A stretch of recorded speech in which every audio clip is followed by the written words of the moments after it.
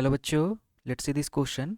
The question says a charge q is surrounded by a closed surface consisting of an inverted cone of height h and base radius r and a hemisphere of radius r as shown in the figure. The electric flux through the conical surface is nq divided by 6 epsilon naught in SI units, the value of nh. तो question में बात electric flux का हो रहा है, तो जो की कंसेप्ट हमारा यूज होगा वो कंसेप्ट हमारा यूज होगा इलेक्ट्रिक फ्लक्स। इसके कारण due to a point charge. और क्या होता है पॉइंट चार्ज के कारण इलेक्ट्रिक फ्लक्स? ये होता है Q divided by epsilon not. इस क्वेश्चन में हमें दे रखा है कि यहाँ पर हमारा चार्ज Q रखा है, इसके ऊपर ये हेमिस्फीयर है, एक हेमिस्फीयर ये, और ये हमारा कोन है। तो हमें पूछा गया है कि कोनिक सरफेस से, इस सरफेस से जो इलेक्ट्रिक फ्लक्स है उसकी वैल्यू हमें दी है, हमें इन की वैल्यू निकालनी है। तो इस क्वेश्चन को देखकर हम जानते हैं कि जो कोई एक पॉइंट चार्ज होता है उससे इलेक्ट्रिक फील्ड्स जो निकलते हैं वो सिमेट्रिकली सारे डायरेक्शन में निकलते हैं, 360 डिग्री में सिमेट्रिकली निकलते हैं। तो इस चार्ज से भी जो इलेक्ट्रिक फील्ड्स निकलेंगे वो सारे डायरेक्शन में निकलेंगे सिमेट्रिकली। अच्छा, जो हमारा इलेक्ट्रिक फ्लक्स होता है पाई, वो क्या होता है? वो होता है closed integral E dot D.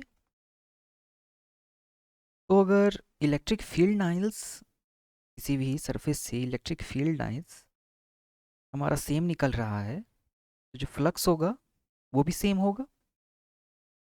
तो एनालिटिकली हम ये कह सकते हैं कि इस फिगर में जो half of electric field lines है वो हेमिस्फेरिकल सरफेस से निकलेंगे और हाफ ऑफ जो इलेक्ट्रिक फील्ड लाइंस है वो कोनिक सेक्शन से निकलेगा।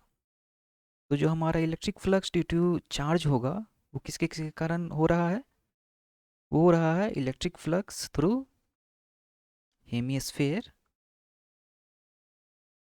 Plus flux through cone. और हाफ हेमिस्फेयर से निकलेगा, हाफ कोन से निकलेगा, दोनों से जो इलेक्ट्रिक फ्लक्स होगा ये इक्वल होगा, यानी ये इक्वल होना चाहिए twice of pi of cone के, पाई थ्रू इलेक्ट्रिक फ्लक्स थ्रू कोन। तो यहाँ से हम कह सकते हैं कि इलेक्ट्रिक फ्लक्स थ्रू कोन जो हमारा होगा वो होगा Q divided by 2 epsilon naught. ये तो हमारा एक एनालिटिकल सॉल्यूशन हो गया। चलिए अब हम मैथमेटिकल सॉल्यूशन फाइंड आउट करते हैं। तो पहले तो कि जो इलेक्ट्रिक फ्लक्स होगा चार्ज Q के कारण वो flux through hemisphere plus flux through cone, और ये किसके इक्वल है? ये Q divided by epsilon naught के इक्वल है। तो फ्लक्स थ्रू कोन जो हमारा होगा वो क्या होगा? Q divided by epsilon naught minus flux through hemisphere.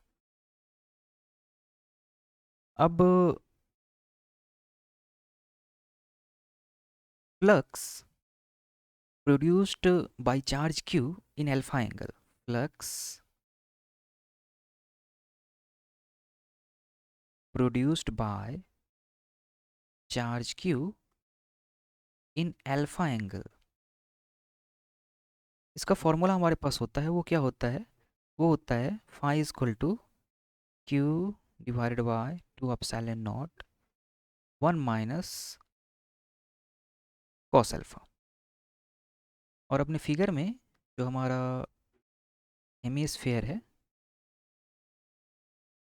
इस हेमिस्फेयर के लिए जो एंगल है वो क्या है, अल्फ़ा क्या होगा, 90 डिग्री। तो इसको वैल्यू, इस वैल्यू को हम पुट करते हैं, आई हमारा हो जाएगा Q divided by 2 epsilon not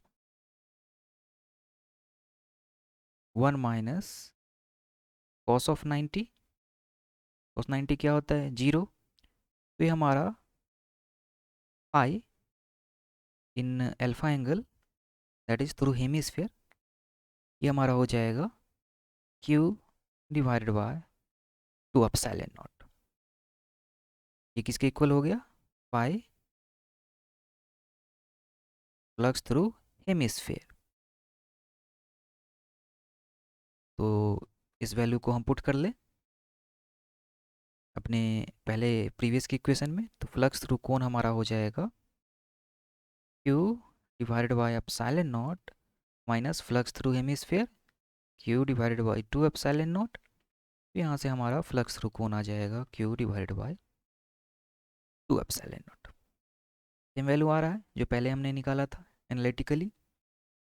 अच्छा, क्वेश्चन में हमें दे रखा है कि ये किसके इक्वल है, ये इक्वल है Q divided by 2 epsilon naught, ये इक्वल है N Q divided by 6 epsilon naught के। तो एप्सिलॉन नॉट को डिवाइड कर लेगा, क्यू क्यू को डिवाइड कर लेगा, एन की वैल्यू हमारी आ जाएगी 6 divided by 2 that is 3।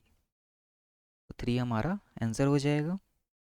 Hope you understood it well. Best of luck.